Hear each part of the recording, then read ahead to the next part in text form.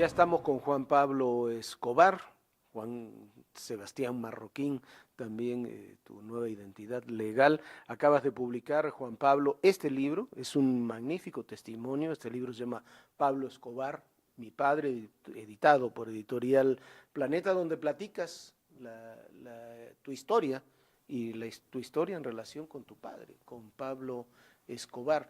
Eh, ¿Cuál es el eje de la historia de tener como padre a Pablo Escobar? Bueno, creo que es todo un reto para la vida misma haber podido superar muchas historias, mucha violencia, tanto la que él generó como la que recibimos a cambio. Sin duda que fue una experiencia que me ha dejado grandes enseñanzas. Al su lado aprendí, pues justamente como digo en el agradecimiento del libro, el camino que no hay que recorrer, y creo que me han quedado pues muchos sinsabores por las tragedias que vivimos, por la violencia que mi padre generó, pero sin duda también un gran amor por él, porque fue un padre muy bueno conmigo y siento un amor por él pues incondicional y no negociable. Bueno, es que reflejas clarísimo en este libro esta personalidad dual de tu padre, que pareciera incluso dos personas, una lo que era con la familia y otra el asesino criminal que todo Colombia y todo el mundo conoció. Sí, en efecto, yo tengo que convivir con esas dos realidades. Mi padre era, yo digo que el mejor padre del mundo y también el bandido más peligroso del siglo pasado. ¿Te das cuenta de esa realidad? ¿Desde cuándo? ¿Cuándo es la primera vez que lo percibes? Pues cuando mi padre me aborda a los 7 u 8 años y me dice que su profesión era ser un bandido. Y eso es coincidente con la orden que da de asesinar al ministro de Justicia Rodrigo Lara Bonilla en agosto del 84. Cuando se asesina a Lara Bonilla, como que se entra en un tobogán de violencia del que no se vuelve a salir. Sin ninguna duda, pues yo siempre he dicho que el peor error que cometió mi padre fue haber querido ingresar a la política. Creo que es una mafia que le quedó grande. Y después de que tuvo ese desafortunado paso por la política, se empezaron a exponer públicamente sus actividades y eso lo enfrentó de manera determinante con el ministro de Justicia y fue lo que terminó pues ocasionándole la muerte. Porque hasta antes de este asesinato de Lara Bonilla vivías completamente tranquilo, podías salir, viajar dentro de Colombia. ¿Cómo eran tus días? A pesar de que ya tu papá era un narcotraficante muy importante. Sí, pero en ese momento no habían problemas de seguridad. Mi padre era muy querido en Colombia por sus grandes contribuciones a las personas humildes, a los chicos que no tenían oportunidades de tener acceso a la salud, centros deportivos que construía. Era conocido como un hombre muy rico, muy poderoso, que no se tenía muy claro el origen de su fortuna, pero en ese momento era querido y respetado por todos. Y también estamos hablando de un mundo donde la cocaína, los efectos de la cocaína y todo esto apenas empezaba. Sí, yo creo que el mundo era relativamente ingenuo para entender los alcances de este negocio. No estaba preparado ni legal ni físicamente para enfrentar este problema. Y también cuando tuvieron la oportunidad de desmontar el negocio, cuando mi padre les ofrece a las autoridades colombianas desmontar el negocio de narcotráfico dentro del país, pues lo dejaron pasar la única oportunidad que tuvo Colombia de darle un cierre a ese negocio. A ver, dices, tu padre te dice a los 7 años, soy un bandido, porque era la palabra, ¿no? Sí, Que literalmente. utilizaba. Y comienza este tobogán de violencia. ¿Cómo lo vives? 7 años, eras un niño. Eh, ¿Cómo lo vives tú? Ya conocemos la historia de Pablo Escobar, la conocemos, tú la platicas además en tu libro desde una perspectiva privilegiada, pero ¿cómo vives tú todo ese periodo hasta la muerte de tu padre? Luego vamos a platicar lo que sucedió después. Pues mira, fue difícil abandonar toda una vida que llamábamos normal para nosotros. Normal significaba ir al colegio, despertarme y encontrar a mi papá y a mi mamá en la cama, en nuestra misma casa. Tu Ahí- mamá jovencísima sí, muy también. joven. Bueno, pues la vida nuestra cambió con la muerte del ministro literalmente. Pasamos de tenerlo todo a no tener nada, a empezar a huir hacia Panamá de la mano del general Noriega, después a Nicaragua. Así que prácticamente de un día para otro la vida cambió literalmente. Yo pasé de ser un niño, no sé si común y corriente por estas posibilidades económicas que teníamos, pero dentro de lo que era la escuela era bastante normal y de repente empezamos a oír como bandidos, ¿no? Pero tú, perdón, tú estabas viendo al mismo tiempo todo lo que ocurría, ¿no? Cuando tienes y 7 años y- no y- tienes la capacidad de cuestionar tantas cosas. Sí, ves la realidad, puedes ver alguna noticia, entiendes que el ministro murió, pero no puedes de ninguna manera vincular a tu padre con eso. Estás pensando en tus juguetes, en lo que dejaste, en lo que extrañas, y no en cómo hace tu papá para llevar la comida a la casa. Pero también dejas de estudiar. Tenías una maestra particular, ¿no? Que finalmente acaban matando, pero estudias prácticamente así, ¿no? Claro, eso fue con el paso del tiempo. Cuando abandonamos Colombia por el tema del ministro en Panamá, llegamos y estuvimos un tiempo sin estudiar. Después sí retomamos todas esas actividades con los permisos adecuados, pues, del Ministerio de Educación, porque yo no podía por seguridad asistir a clases normalmente. Hay un periodo de extrema violencia, de terrible violencia en Colombia, generada en torno a tu padre, o muchos otros actores, pero en torno a tu padre, que de alguna forma tiene un paréntesis cuando tu padre decide entregarse. Se construye aquella cárcel llamada La Catedral, se recluye ahí en la catedral. ¿Tú fuiste a visitarlo en la catedral? Sí, de hecho, más que estuve visitándolo, muchas veces me quedé Viviendo. temporadas ahí. ¿Cómo era la catedral? Pues la catedral empezó siendo una cárcel muy ¿O cómo te elemental. sentías tú, mejor dicho, en la catedral? Sí, no, en realidad la catedral, primero que nada, era una finca que era nuestra propiedad. Eso fue toda una pantalla que se armó para hacer creer que era del Estado y mi padre termina financiando la totalidad de la construcción de su propia prisión. Al principio la terminan con detalles muy elementales y se las muestran a la prensa, pero después ya con la llegada de mi padre empiezan las mejoras dentro de la cárcel y ya aparecen pues los lujos y todo esto que antes pues los medios no pudieron ver. Pero también se percibe un poco, por lo que cuentas en la historia, que paradójicamente cuando tu papá está ya en la cárcel es cuando pueden volver a ser una familia otra vez normal, si lo pudiéramos llamar así. Sí. Puedes ir a ver a tu papá, pueden ir a hacer el asado, las carnes y convivir en una comida dominical juntos. ¿Fue la única época de tranquilidad que tuvieron después de la muerte de Galán? Yo diría que sí, literalmente fue el único año de paz que pudimos sentir, no solamente nosotros en la familia, sino el país también, ¿no? Y también fue una manera de protegerse contra los rivales de tu padre, ¿no? Estar en la cárcel, dices Sí. tú. Pues para mi padre lo fue también y para mí cuando la policía quería secuestrarme en Medellín, pues mi padre me hacía subir a la cárcel a que me quedara a refugiarme y pues sabía que ahí no podían llegar por mí. A ver, se fuga, tu padre se va ahí de la catedral y comienza un año de persecución terrible. Es realmente una casa de Pablo Escobar donde intervienen los servicios secretos, interviene la policía, interviene Estados Unidos, interviene el cártel de Cali. Y se unen todos bajo el se mismo unen nombre de todos los Pepes. con los Pepes con ese objetivo.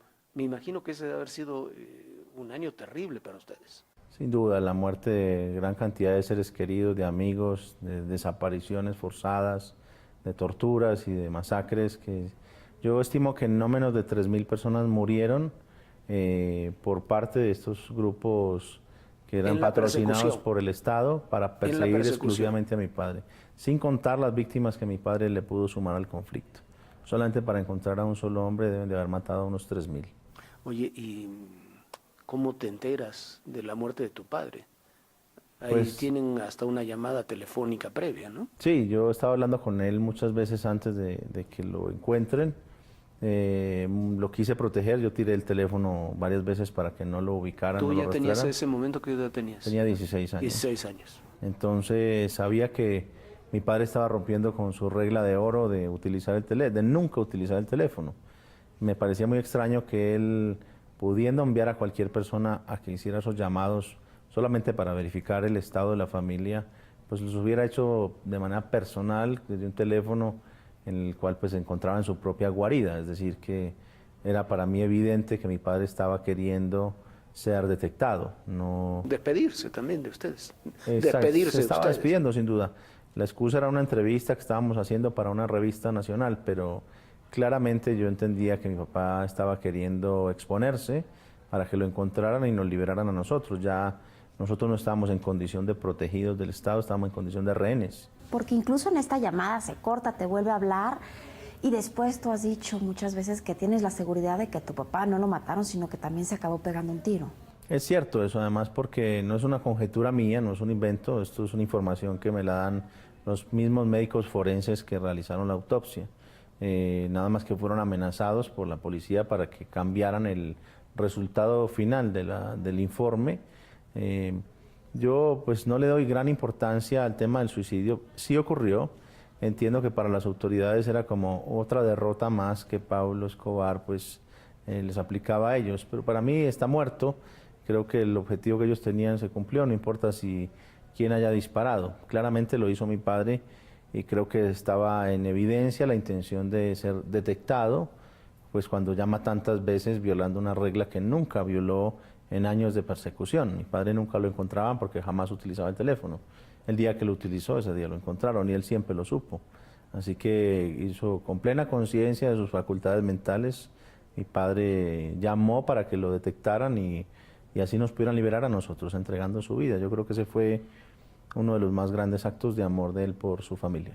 Oye, los liberan a ustedes, pero es un eufemismo eso de que los liberan, porque comienza un calvario para ustedes. ¿Qué sucede a partir de la muerte de tu padre, de Pablo Escobar? Pues ahí comienza una muy fuerte presión de parte de tanto de las autoridades como de todo este grupo, los Pepes, para quitarnos la totalidad de los bienes que habíamos heredado con el fin de recuperar todo lo que ellos habían invertido en perseguir a mi padre.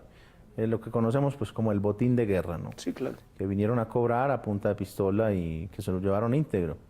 En ese momento pues yo no te voy a decir que me sentía agradecido por el robo que nos estaban haciendo, más allá de que el dinero era mal habido. Y hoy lo veo ¿Cuánto dinero era? Hoy lo veo como un favor que nos hicieron. ¿Cuánto dinero sería? Mira, yo estimo que debe ser cercano a los $200 millones. No esas cifras estrafalarias que manejan que inventa la revista Forbes como para vender más ejemplares de su revista, no. Mucho más acercado a la realidad. Mi padre, así como ganaba mucho dinero, gastaba mucho. Y nunca llegó a tener esas cifras que se hablan tan exageradas. Para mí parte de esta historia lo que más me impresiona, bueno, si bien tu mamá, la relación de tus papás, por lo que narras en el libro, sí era el tema de tu mamá, lo atendía, lo trataba como si fuera su amor, su esposo, pero él en un mundo muy machista, finalmente, bueno, vivimos en una sociedad muy machista, en ese entonces todavía más, no la dejaba involucrarse mucho. Y finalmente la que tiene que negociar una vez muerto tu padre con todos sus enemigos es tu propia madre. Sin duda, de repente mi madre era profesional, pero de repente pues sí, una ama de casa termina enfrentándose a todos los carteles de la droga de Colombia y a las autoridades, porque no solamente eran los carteles, era una mezcla de todas estas personas que ya tú no sabías quién era más malo, si los del Estado o los mafiosos.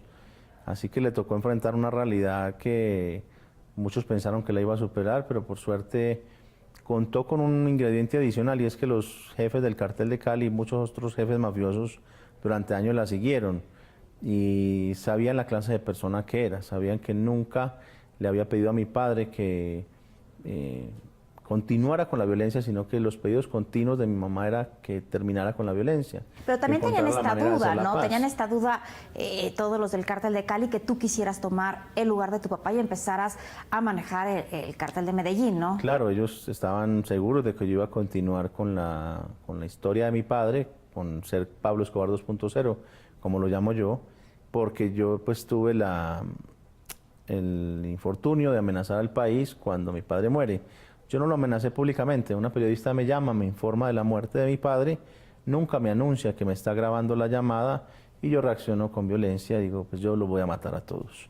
Y ella publica sin autorización esas declaraciones y quedaron como si yo hubiese tomado un teléfono y llamara al país a decir, yo voy a matarlos a todos y voy a cumplir con esta venganza, ¿no? Oye, ¿y cómo te conectan a ti? ¿Cómo te buscan? ¿Cómo te extorsionan? Porque esa es la palabra. Los otros jefes, lo de los Pepes, y me imagino que también la gente que quedó del cártel de Medellín. Porque estábamos siendo cuidados por ellos mismos. O sea, yo en el libro mío revelo que el cartel de Cali tenía oficina en el mismo piso que el despacho del fiscal general de la Nación. Es decir, eran casi que una entidad paralela al Estado. Se manejaban como si fuera una institución necesaria para la supervivencia del Estado Sí, mismo. porque se hace un acuerdo del cártel de Cali con el Estado colombiano para realizar esa persecución. Pero una vez terminada la persecución, ¿sigue la sociedad entre ellos? De hecho, siguió, y lo que le trajo a Colombia fue mucha mayor violencia, porque ahí despega finalmente el fenómeno del paramilitarismo y empiezas a escuchar unas cifras de muertes impresionantes entre unos y otros. Los jefes paramilitares, cada uno, son unos 20 o 30 jefes paramilitares, y cada uno en su haber debe tener 8 o 10 mil muertes. Y eso es el resultado de esas alianzas macabras entre el Estado y los delincuentes, donde lo único que tiene que, digamos, a lo que se le da continuidad es a la impunidad, porque claramente tanto los bandidos como los funcionarios del Estado cometieron tantos crímenes juntos que era imposible que se acusaran mutuamente. Entonces lo que quedó fue un gran manto de impunidad que reina hasta hoy, ¿no? Pero a ver, nárranos un poco esta reunión, ya con tu madre que te lleva a ti, que tú ya sabías que igual y te mataban en esa reunión, donde finalmente les dices, yo no quiero entrar al tema del negocio. Tu madre le dice, lo único que quiero es que no me maten al hijo, y se van. ¿Cómo fue esta reunión? Bueno, pues el cartel de Cali siempre quería hablar personalmente conmigo. Y a mi madre le anunciaron que si me veían me mataban. Es decir, que yo fui a esa reunión a sabiendas de que me matarían, claramente. Hice mi testamento. ¿Pero qué sientes, a ver, ya sabiendo que te van a matar, y aparte de una manera seguramente monstruosa por los odios que había detrás? Sí, seguramente no iba a ser de un tiro de gracia, iba a ser muy despacio la muerte, pero llega un punto en la vida en la que tú estás harto de ser perseguido por crímenes que no has cometido, no has tenido el tiempo ni de crecer ni de cometer tu primer delito, como para que desde los 7 años te persigan por muchos delitos. Y llegas a un punto al hartazgo, ¿no? Dices, ok, si me van a matar, pues que sea de una buena vez y terminamos con este asunto. Seguramente será a punta de tormentos que me van a matar, pero pues bienvenidos sean, ya no quiero correr más de historias de las que yo ni siquiera he podido ser protagonista. Y tampoco he querido y tampoco he sabido. Y hice mi testamento y me fui para la reunión y llegué 24 horas antes de que me convocaran. ¿Y qué dejaste en ese testamento? Porque ya parece que todas las propiedades Estaba en proceso de quitarnos todo, quedaban muy pocas cosas. Después todas esas cosas que estaban en el testamento también nos las quitaron, pero digamos en el momento de de que yo decido ir a esa reunión, todavía habían algunas cosas como para dejar. Oye, ¿cómo es la reunión? Bueno, es una reunión donde yo tristemente... ¿Quiénes participan? Participa directamente Miguel Rodríguez Orejuela, José Santa Cruz Londoño, alias Chepe, y Pacho Herrera, que fue, digamos, el personaje por el cual se comenzó la guerra contra el cártel de Cali versus el cártel de Medellín. Digamos que faltaba uno solo, que era Gilberto Rodríguez, pero con esos 3 estaba el cártel de Cali completo. Lo extraño de esta reunión es que yo, en vez de ir ¿Es en Bogotá la reunión o en es Cali? en Cali. En Cali. Es en Cali, al lado, en un edificio al lado de Caracol Televisión, uno de los medios de comunicación más grandes de Colombia. O sea, ahí, de vecinos, prácticamente. Y ellos, al principio, yo lo que recibo es una llamada donde nos indican que va a estar la familia de mi padre ahí. Se suponía que el único contacto del cartel de Cali con el de Medellín era a través de mi madre, no había más. Y ahí me sorprendo yo porque pues empiezo a descubrir una traición. Y es evidente que la familia de mi padre había vendido a mi papá a los carteles con anterioridad a su muerte. Eso quizás fue lo más duro, ¿no? Porque claro, tú empiezas el libro contando esta historia. A ver, a nosotros nos traicionó todo mundo, pero sobre todo la propia familia de mi padre, mi abuela. Mi abuela vendió paterna. a mi padre y mi tío, su hermano mayor. Todos ellos, si hoy visten y si hoy se toman un café, es de cuenta de mi padre. Nunca trabajaron, nada de lo que tienen lo lograron por su propia cuenta. Pero a ver, cuenta. ¿qué sientes de que tu abuela paterna te traicione de esa manera? Pues terrible, porque imagínate, eran 2 sofás, ahí estaba el cartel de Cali, aquí estaba el de Medellín, o lo que quedaba de él, y ver a tu abuela paterna decir, todavía no lo maten, esperen a ver cómo nos vamos a repartir los bienes que él va a dejar. Estaba más pendiente del dinero que yo estaba por dejar que por mi propia vida, la de su nieto. ¿Es en serio así de fría la abuela? Así de fría. Y antes había sido encantadora, ¿no? Pues toda la vida me abrazaba, me contaba cuentos, me decía que me quería mucho delante de mi padre, pero evidentemente no pudo sostener eso en el tiempo. Cuando la figura de mi padre desapareció, ese amor se esfumó con ella. Oye, ¿cómo se desarrolla la reunión? Platícanos de la reunión. Pues la reunión tiene que ver, se desvía por completo el eje del tema central que era Sebastián o Juan Pablo, ¿lo van a matar o no lo van a matar? Yo me hacía... Ese era el tema de la reunión. Pues el tema de la reunión era ese, yo me preguntaba, bueno, ¿a qué horas me van a matar y cómo? Yo fui a eso, a que me maten, no fui a dialogar mucho, no había mucho que decir. Y finalmente se empieza a desvirtuar el tema central y empiezan ellos a decir, no, que las propiedades, que Pablo nos dijo que nos iba a dejar estos edificios y en realidad se los hizo a nombre de los hijos. Y empezamos a hablar de unos temas que no tienen nada que ver con mi vida. Miguel Rodríguez interviene y hace callar a mi abuela y le dice, señora, lo que Pablo decidió en vida que era para sus hijos, va a ser para sus hijos de la misma manera que lo que yo, Miguel Rodríguez, he decidido en vida que será para mis hijos, será para ellos.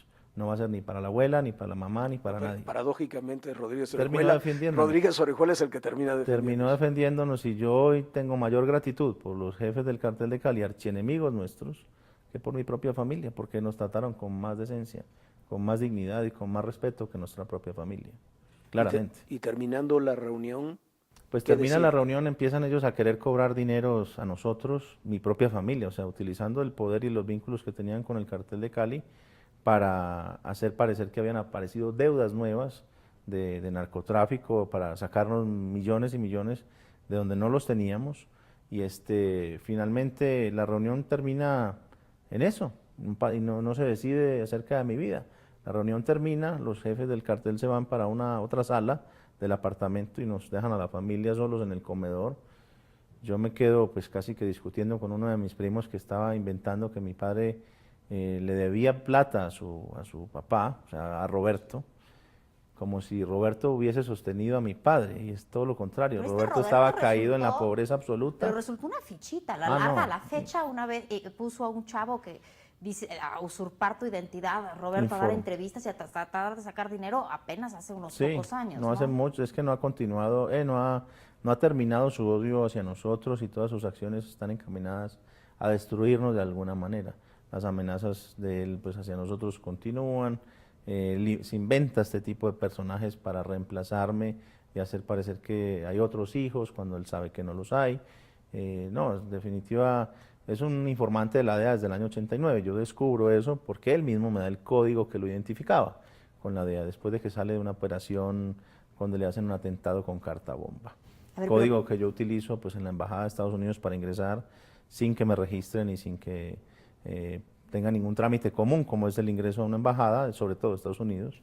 Y sobre todo en Colombia. Y en Colombia, y en esa esos época, años, entrar a la embajada yo era en 2 muy minutos difícil. estaba adentro hablando con Joe Toff, el jefe de la DEA para Latinoamérica, gracias a un código que me propició pues mi propio tío, ¿no? Muy extraño que yo sepa, en el cartel de Medellín nadie andaba en la billetera con códigos que le permitían hablar con los jefes de la DEA.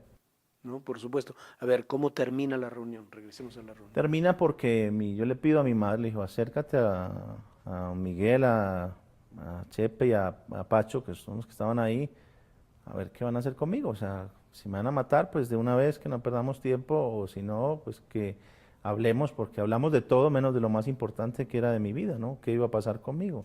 O sea, eso quedó diluido. Lo más trascendental de esa reunión no apareció en ninguna parte. Entonces mi madre se acerca de vuelta a ellos y les dice, señores, vinimos a una reunión a otro tema y nos encontramos pues, con esta familia aquí. ¿Cómo haces tú como mamá para suplicar que no te maten a tu hijo? Es que no te quedaba opción, ahí no tenías elección, no tenías alternativa.